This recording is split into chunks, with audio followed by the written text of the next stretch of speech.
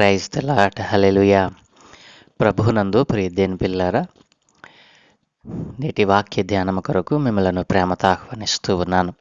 నేటి వాక్య ధ్యానముగా మరి లోక సువార్త 2వ అధ్యాయము 10వ వచనాన్ని చదువుకుందాం. అయితే ఆ దూత, భయపడకుడి, ఇదిగో ప్రజలందరికీ కలుగబోవు మహా సంతోషకరమైన సువర్తమానము నేను మీకు తెలియజేయుచున్నాను. ఆమెన్. ప్రభువునందు ప్రియదేవుని పిల్లారా, చదువుకునబడిన లేఖ నిమిత్తమే ప్రార్థన చేద్దాం. సకల ఆశీర్వాదములకు కారణభూతుడైన తండ్రి, మా మంచి దేవ, మీకు వందనాలు నాయనా. మా జీవితంలో మరొక నూతన ఉదయాన్ని దయచేశారు. ప్రతి ఉదయమున మీ పరిశుద్ధమైన లేఖనాలను, మీ పరిశుద్ధ గ్రంథముల నుండి మేము నేర్చుకుంటూ ఉండగా నైనా 2024 సంవత్సరాలకు పూర్వమే తండ్రి మీరు మా కొరకు ఎందుకు పుట్టారో, మీ పుట్టుకలో ఉన్నటువంటి ఆవశ్యకత, మీ పుట్టుకను జ్ఞాపకం చేసుకొనుట, మిమ్మలను ఆరాధన చేయుట, ఎట్లా ఆరాధన చేయాలో నైనా మొదలగు విషయాలన్నిటినీ కూడా నైనా మీ లేఖనాల నుండి మేము నేర్చుకుంటూ ఉండగా మీరే మాకు బోధించి నేర్పిస్తూ ఉన్నారు నాయన. ఈ దినం కూడా నాయన మీ పుట్టుకలో నుండి ఒక శ్రేష్టమైన విషయాన్ని జ్ఞానం చేయటానికి మీరు కృప చూపమని, మీరే మాకు బోధించి నేర్పించమని యేసునామమున ప్రార్థించి వేడుకుంటూ ఉన్నాను తండ్రి. ఆమెన్. ప్రభువునందు ప్రియదేవుని పిల్లారా, చదువుకున్న లేఖనమును మరొక్కసారి మనం చదువుకుందాం. అయితే ఆ దూత, భయపడకుడి, ఇదిగో ప్రజలందరికీ కలుగబోవు మహా సంతోషకరమైన సువర్తమానము నేను మీకు తెలియజేయుచున్నాను. ఈ సందర్భము క్రీస్తు ప్రభుల వారు మరి ఈ భూమి మీద పుట్టిన తరువాత మరి గొల్లలతో దూత చెప్తున్నటువంటి మాట. గొల్లలతో దూత ఈ సువర్తమానము చెప్తా ఉంది. కాబట్టి ప్రియదేని పిల్లరా, ప్రజలందరికీ కలగబోవు మహా సంతోషకరమైన సువర్తమానము 2000 సంవత్సరాలకు పూర్వమే దేవుని దూత ద్వారా ఈ లోకానికి ఒక సువర్తమానము ఇవ్వబడింది. ప్రియదేని పిల్లరా, అదేమిటో తెలుసా? రక్షకుడు ఈ లోకంలో పుట్టాడు. ప్రియదేని పిల్లరా, మనం పుట్టినప్పుడు మొదటిగా సంతోషించేది మన తల్లిదండ్రులై ఉంటారు. ఆ తర్వాత మన బంధువులు సంతోషిస్తారు. ఆ తర్వాత మన స్నేహితులు సంతోషిస్తారు. మనం పుట్టినప్పుడు కేవలము కొందరికే మనం కనపడి ఉంటాము. కొందరే మనలను చూసి సంతోషించి ఉంటారు. ఈ భూమి మీద ఏ మానవుడు పుట్టినా ఆ పుట్టుకకు కొంత పరిధి మాత్రమే ఉంటుంది. కానీ 2000 సంవత్సరాలకు పూర్వమే ఒక ఆయన పుట్టాడు. ఆయన పుడితే తన తల్లిదండ్రులకి మాత్రమే కాదు, తన బంధువులకే కాదు, మరి తన స్నేహితులకే కాదు, ఆయన పుట్టినప్పుడు ప్రజలందరికీ కూడా సంతోషము కలిగింది. ప్రజలందరూ కూడా సంతోషించటానికి మరి ఆయన కారకుడయ్యాడు. ఆయన పుట్టుక కారణమైంది. ప్రియదేని పిల్లరా, యేసుక్రీస్తు ప్రభుల వారిని నేటికి ఈ సమాజము అపార్థం చేసుకుంటూ ఉంది. ఆయన పుట్టుకను అపార్థం చేసుకుంటూ ఉంది. ఆయన పుట్టుకను అర్థం చేసుకోకుండా వారికి ఎవరికి నచ్చిన విధంగా వారు మరి దానిని ఆపాదించుకుంటూ ఉన్నారు. కానీ క్రీస్తు పుట్టినప్పుడు ఒక సంతోషం, అది శ్రేష్టమైనటువంటి సంతోషం. ఆ సంతోషానికి అవధులు అనేటువంటివి లేని విధంగా ఆయన పుట్టినప్పుడు సంభవించింది. ప్రియదేని పిల్లరా, క్రీస్తు కొందరికే దేవుడా? ఆయన పుట్టుక అందరికీ సంతోషాన్ని ఇచ్చిందా, లేదా కొందరికేనా? ప్రియదేని పిల్లలు ఆలోచన చేశారా? ఆయన పుట్టుక కొంతమంది ప్రజలకేనా, లేదా ఒక కులానికా, లేదా ఒక వర్గానికి చెందిన వారికేనా ఆయన పుట్టుక సంతోషాన్ని ఇచ్చింది? ప్రియదేని పిల్లలు ఎప్పుడైనా ఆలోచన చేశారా? చాలామంది చాలా రకాలుగా ఆయన పుట్టుకను గురించి మాట్లాడుతూ ఉన్నారు. ఆయన పుట్టుక కేవలము మరి ఆయన నమ్ముకున్న వారికి మాత్రమే కాదు, మరి ఆయన పుట్టుక ఒక వర్గానికో కాదు, లేదా ఒక సమూహానికో కాదు, లేదా ఒక ప్రాంతానికో కాదు, ఒక రాష్ట్రానికో కాదు, ఒక దేశానికో కాదు. ఆయన పుట్టుక మరి సంతోషాన్ని ఇచ్చింది. ఎవరికో తెలుసా? ప్రజలందరికీ. ప్రియదేని పిల్లరా, లేఖనంలో మనం చదువుకున్నాం, ప్రజలందరికీ కూడా మరి ఆ సంతోషకరమైనటువంటి వార్త ఎందుకో తెలుసా? ఆయన అందరివాడు, కొందరికే దేవుడు కాదు. ఆయన అందరివాడు. అందుకనే ఆయన పుట్టినప్పుడు ప్రజలందరికీ కూడా సంతోషకరమైనటువంటి సువార్తమానం వెళ్ళింది.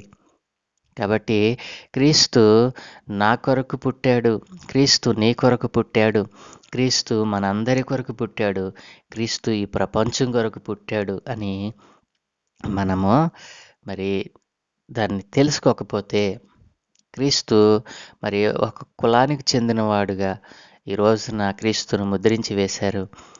క్రీస్తు ఒక దేశానికి సంబంధించిన వాడిగా, మరి తెల్లోళ్ళ దేవుడిగా అని చాలామంది నోట మనం వింటూ ఉంటాం.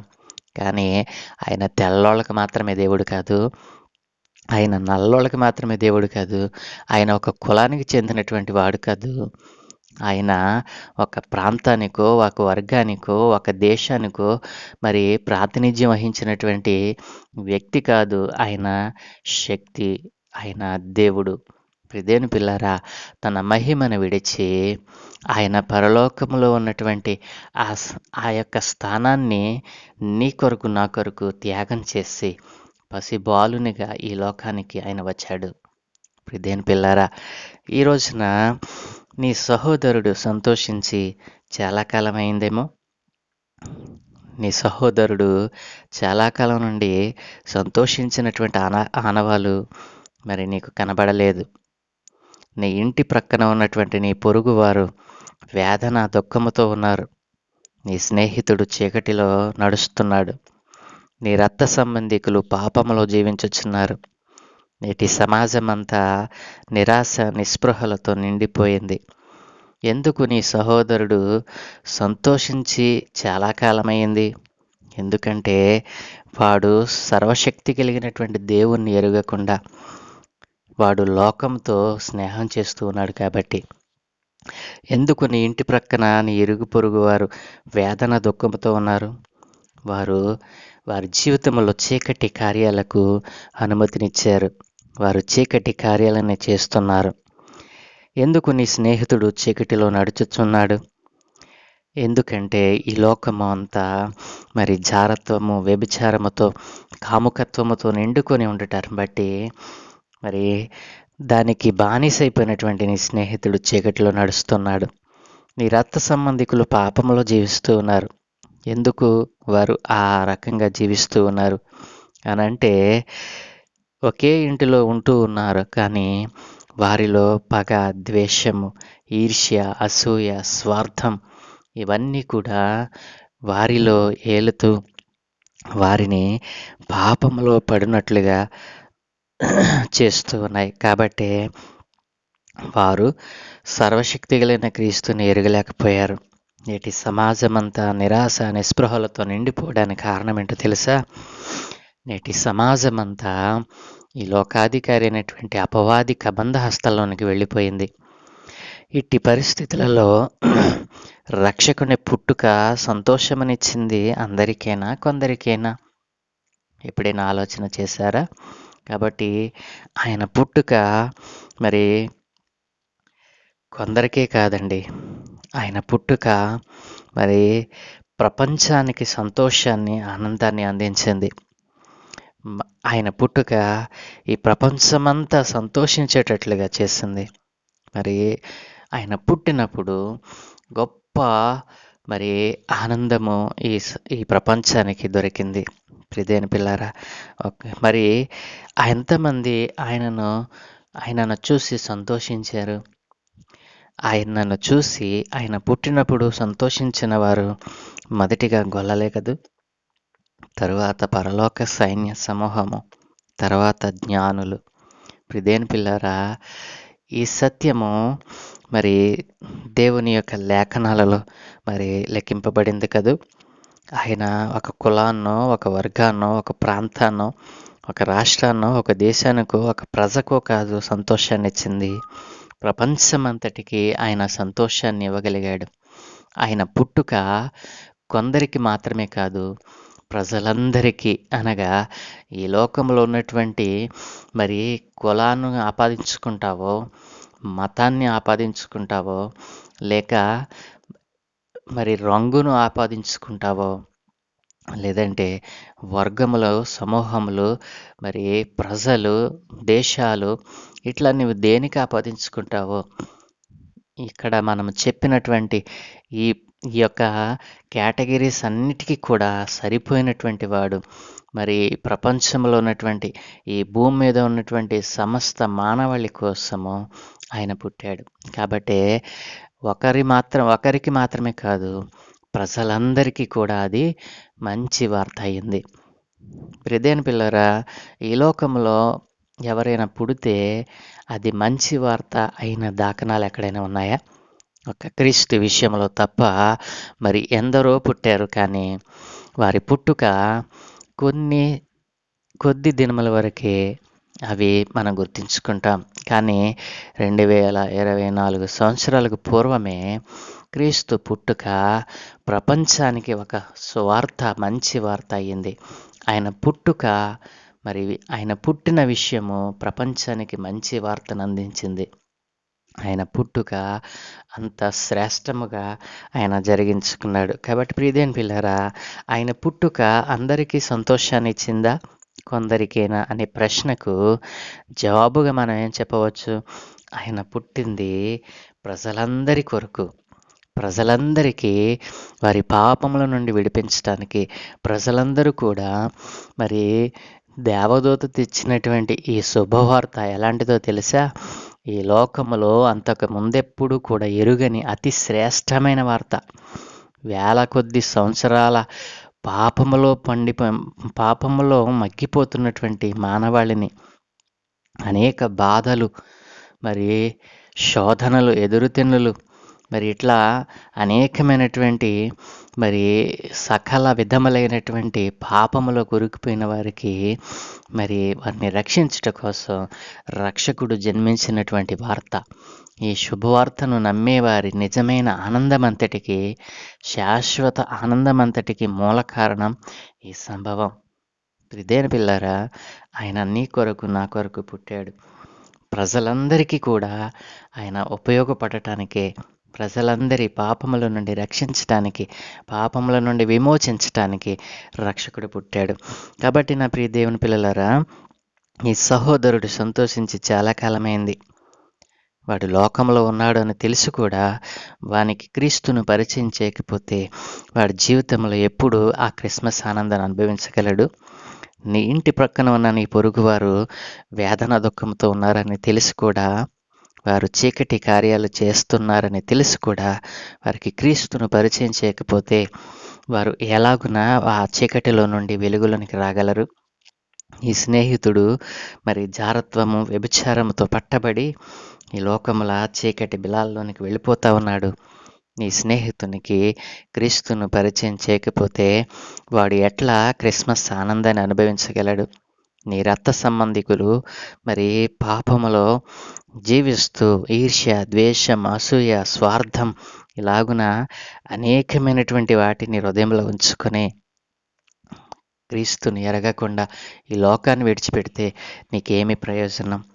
నీవు తెలుసుకున్నటువంటి ఆ రక్షకుని, నిజ రక్షకుని జీవితాన్ని, ఆయన పుట్టుకను, ఆవశ్యకతను గురించి వీరికి తెలియచేయకపోతే నీ కొరకే ఆయన పుట్టాడు అని మరి నీ స్నేహితులకు, నీ సహోదరులకు, నీ ఇరుగు పొరుగు వారికి, మరి నీ రక్త సంబంధులకు నీ చెప్పకుండా ఇంతకాలం ఒకవేళ నీవు గమ్మున ఉన్నావేమో.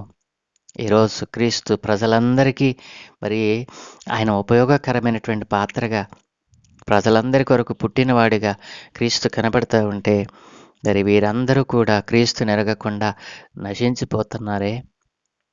నీకు తెలిసిన జ్ఞానాన్ని వారికి తెలియచేయకుండా ఎంతకాలము నీవు మరి అజ్ఞానంతో ఉంటావు.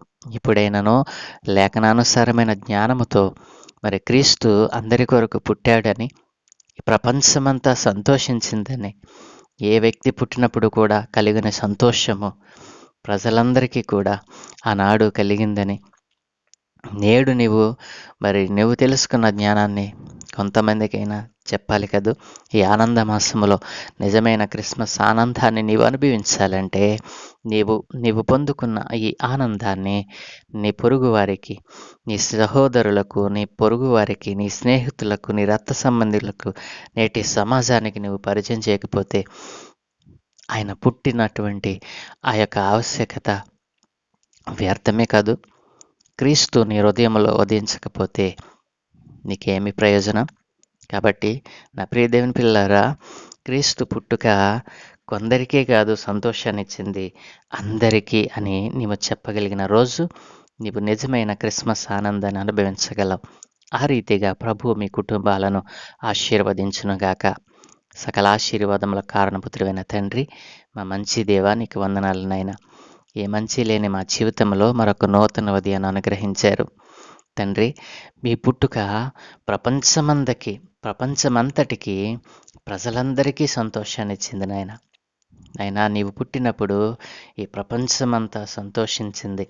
ప్రజలందరికీ కలగబోవు మహా సంతోషకరమైన సువర్తమానము అని నీ దూత చాటింపు వేసింది నాయన. తండ్రి, అలాగుననే ఈ ప్రపంచమంతా కూడా నాయన నీవు పుట్టిన నాయన ఆ సందర్భాన్ని గుర్తు చేసుకుంటూ ఈ రోజున క్రిస్మస్ ఆనందాన్ని మరి క్రీస్తును ఆరాధించుట, క్రీస్తును పరిచయం చేయుట అనేటువంటి అనేక కార్యముల ద్వారా వారు జరిగిస్తున్నటువంటి నాయనా ఆ కార్యములను గుర్తించండి నాయన. ఇదిగో తండ్రి, కొంతమంది నాయన ఇదిగో మీ క్రిస్మస్ యొక్క ఉద్దేశాన్ని మార్చివేసి నైనా ఈ రోజున అన్యులతో కలిసి అన్యులు హేళన చేసే విధంగా నైనా వారి క్రియలు, వారి చేష్టలు ఉంటూ ఉన్నాయి నాయన.